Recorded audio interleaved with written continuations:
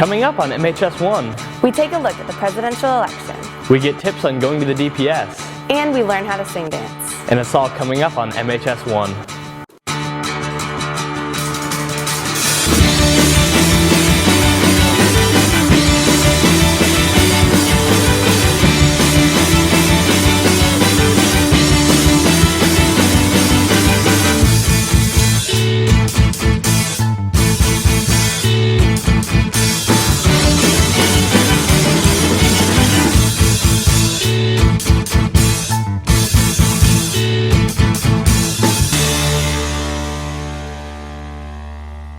Good morning, McKinney High School. I'm Sarah Appleby. And I'm Jessup Town, and you're watching MHS1. In case you missed it, Tuesday was the presidential election. Here's Devin with more. On Tuesday, some students had the opportunity to connect their knowledge of government to current events when President Barack Obama was re-elected to office. Our political culture, we get to the point where we can't talk to each other about something very civilly. If you've checked Facebook lately, you've seen that not every person is very nice when they talk politics online or even in person. If you are going to vote, it's in your best interest to, in my opinion, do a little studying on your own. You can be swayed. It's very easy, and that's what candidates are going out and talking to people. They are wanting them, they want you to get their vote for them. This is good for politicians to use campaigns because it's an easy way for them to promote their ideas and let the people know what they believe in and what their policies are. And we have it kind of easy here in Texas because we're not a swing state, which means Mitt Romney was pretty certain he was going to win Texas, and Obama was pretty certain he was going to lose Texas. So we weren't subject to a whole lot of political advertising. I think it's important for students to learn government because, well, first of all, some of them are 18. So we took a group of students this year to go vote, and they needed to know kind of who they were voting for and why they were voting, why that was important, and some of the issues that they'd be voting for if they chose one party or the other. Along with voting for the president, students also got to decide on important bills as well as other bureaucratic positions. I think taking government this year was really beneficial because it let me know the whole process of how voting and how all the politics worked and just how our government works in general. It can be beneficial for students if they are really wanting to pay attention to it because it is an important process to go through with knowing what the electoral college is as opposed to the popular vote and things like that. So I think it's important not only just to be able to sound smart, but to be an informed citizen, be able to make good choices for yourself, for your family, and for your government. This has been Devin McGuire reporting for MHS1. MHS student Blake Hutto was involved in a tragic car accident in August. Here's a look at what students are doing to help their classmate. Junior Blake Hutto was severely injured after a tragic car accident in September. So we asked Blake's friend to tell us about that tragic day in September. Blake was driving around in Prosper with his friend Josh, and they were just driving around trying to find something to do, just trying to have fun.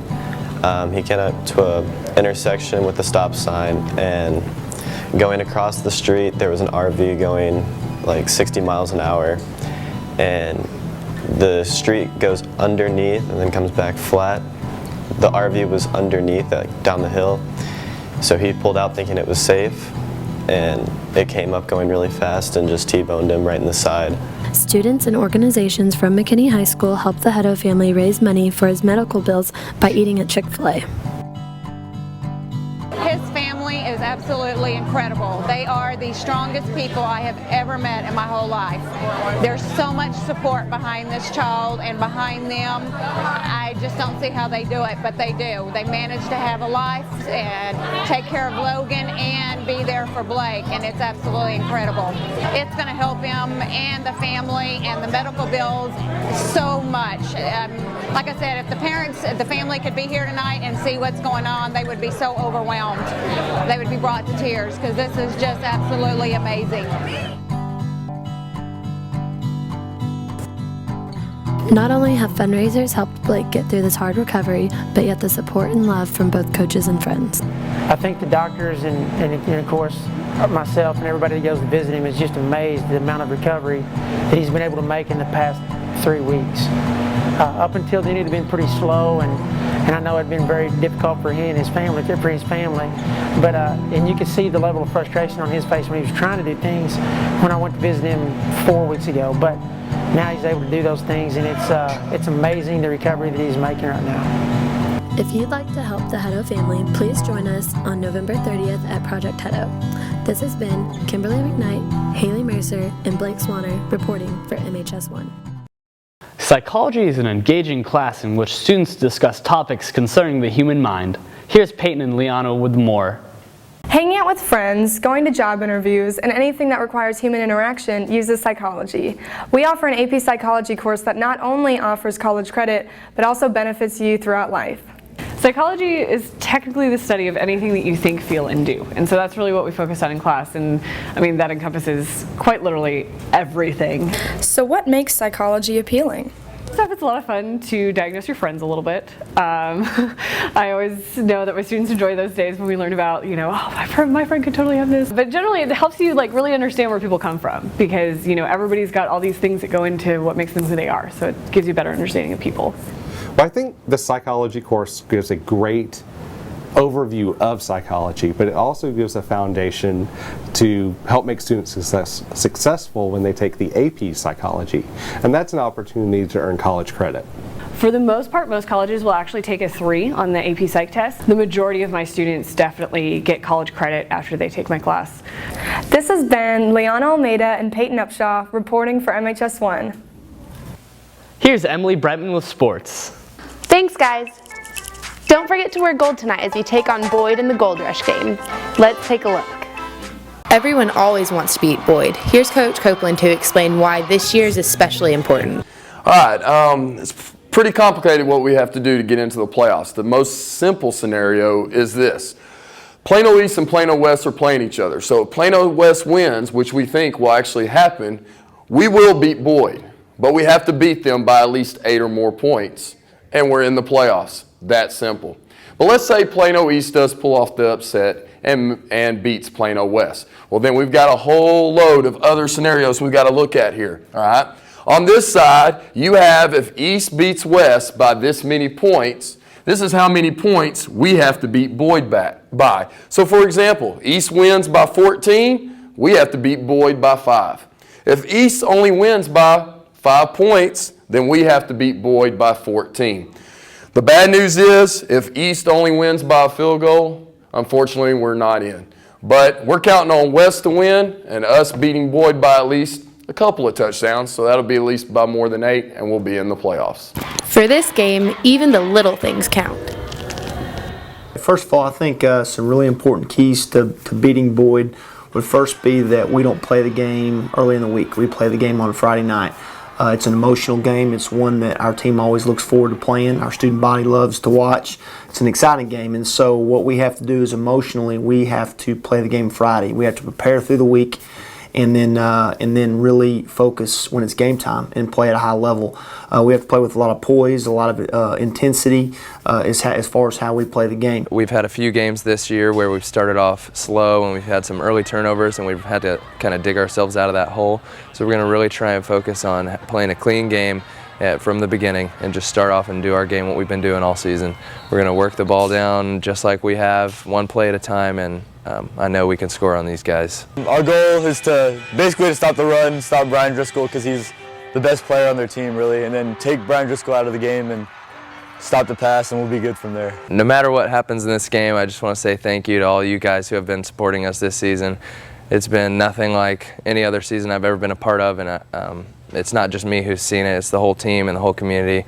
We love everything you guys have done, and the Lion Nation has definitely been awesome. So thank you. This has been Emily Brightman and Taylor Hobart reporting for MHS1. The swim team is competing in a meet this morning at 10, and girls basketball plays tonight at 6:30 in Killian Shoemaker. That's all for sports. Now back to you. Thanks, Emily. What can't you do with toothpicks and glue? Here's Kevin and Drew with the story. Students spend hours and hours building bridges only to have them destroyed. We're doing a Newton's Law unit. Everything that we do in that unit is going to relate back to this bridge.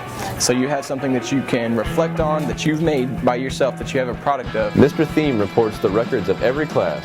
Mr. Murdoch, his class had 170 pounds, so they actually ran out of weight in the room, so they had 170 pounds hanging on it, and then he went ahead and did like kind of a little hammer fist on top of it. We also had ones that would just span the gap, and so if you put just a little bit of weight on there, pretty much just sag through the. My class highest was 118 pounds. I think Miss Napton had 140. I'm not sure what Miss Long's high was.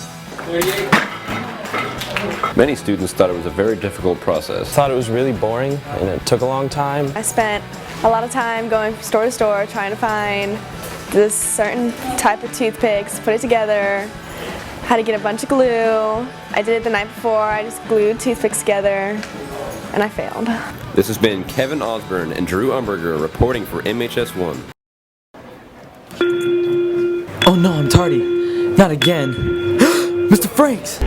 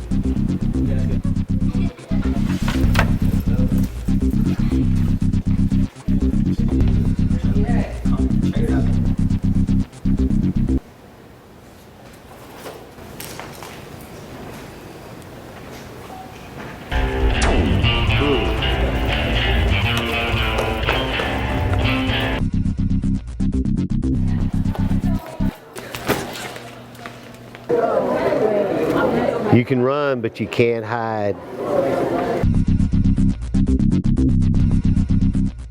Charities such as UNICEF and the Make-A-Wish Foundation make a large impact on others. Here's an interesting look at how Club 2412 is making a difference.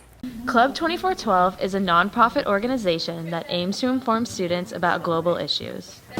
To me, Club 2412 is a really great medium through which to take action to help fight poverty or things that are wrong in the world.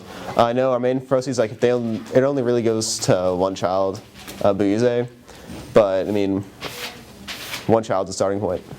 One of the kind of big projects or prerogatives we're doing this year is we're going to try to bring awareness to different social problems around the world.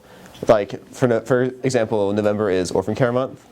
So what they're doing right now is making posters that have information of how you can get involved, how you can kind of help orphans around the world.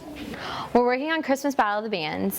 This year we're trying to find a really cool place to do it. We did it at FBC last year, but we're looking for a place with a really big stage because we think we're going to have a lot more people this year. I like the idea that we can bring awareness to different causes because it's mainly about awareness. We don't really want to pressure anyone to give anything, but if you're aware of a cause, you might be more inclined to help out with a cause. It's a club where students, hopefully by the end of the year, will also learn a lot of things that they didn't know about the world in general and even locally about the causes and injustices. So I just want to be able to bring light to it, but then yet guide the students to be the leaders of bringing a voice to the rest of the student body.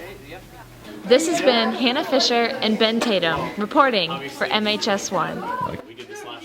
Recently, the administration has been cracking down on the cell phone usage policy.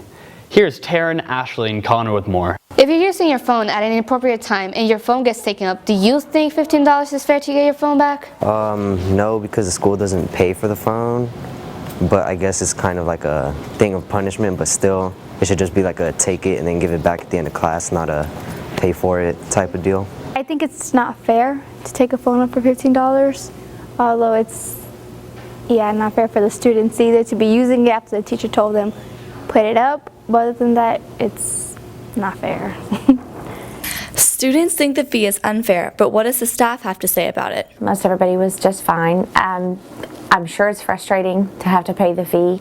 Unfortunately, it is in the handbook and it is in the student code of conduct that the fee will be assessed if it's been taken up more than one time.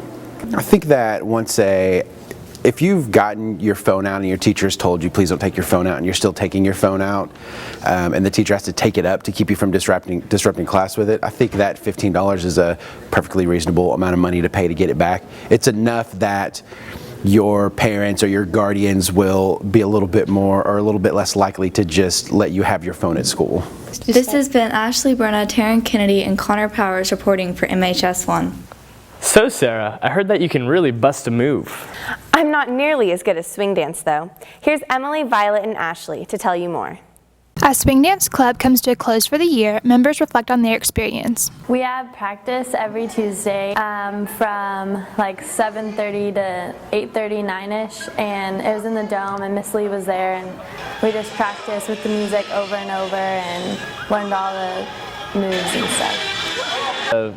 The first major move we did was the candlestick, where we lifted the girl above our heads. There was also the princess dip, and we learned some other moves that weren't in the routine, like the proposal lift. I would definitely do it again if I could. It's just like a fun, like interactive thing. Like you make a lot of friends. I enjoyed it, mostly because there are a bunch of friends there that you could all have a good time learning something that you normally wouldn't just on an average day. Their hard work paid off in their performance in the senior night pep rally.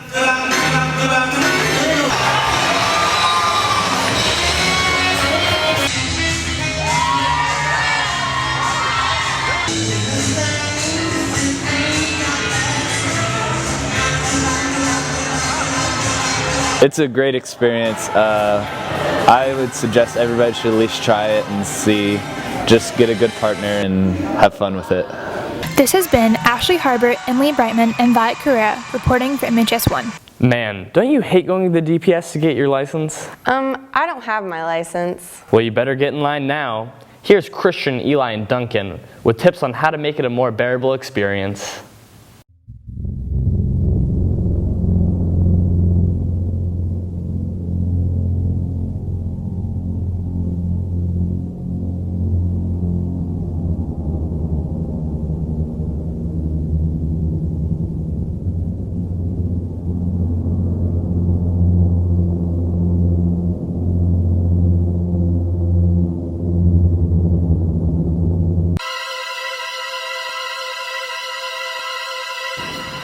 As we all know, the DPS is a horrible place.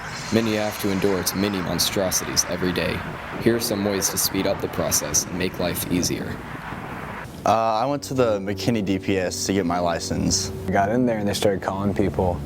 And then after like the fourth person, they're like, our system's down, we don't know how long this is gonna take. This happened yesterday, it might be another 2 hours. The line is like 2 hours and you're just sitting there forever. It took like 10 minutes at Waxahachie and I came here for like 3 hours to get my permit. I went to get my license at Waxahachie, which is about an hour away.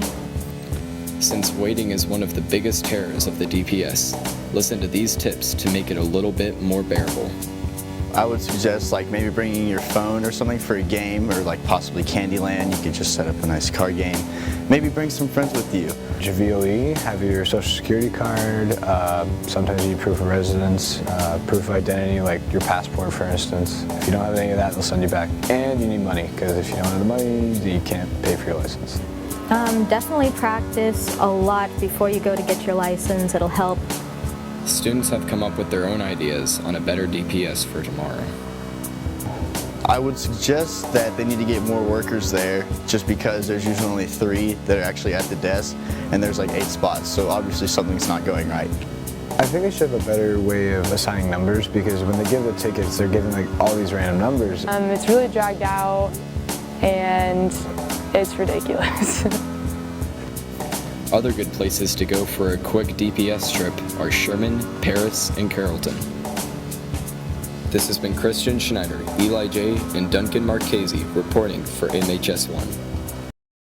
There's a room in the back of the library. The door's marked "No Students." Behind the door exists our history. This is the archive of our old yearbooks.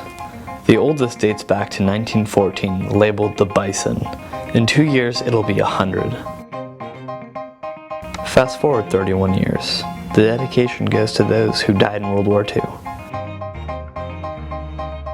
Look at these kids, hair all proper, nothing in their face.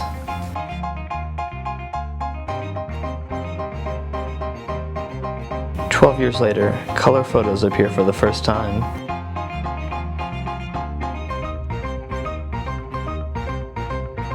In 1965, McKinney High School finally becomes integrated. Perms and big hair become popular. Now that's what I call a coach. Goofballs were around even back then. Possibly the most exciting moment of these boys' lives were captured, but only for a second. It's crazy how things change, yet it's amazing how things tend to stay the same.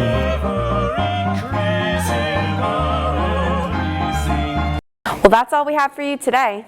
For more news, visit mainstreamnews.com. And remember, if it's news, And it's at McKinney High School, it's MHS1.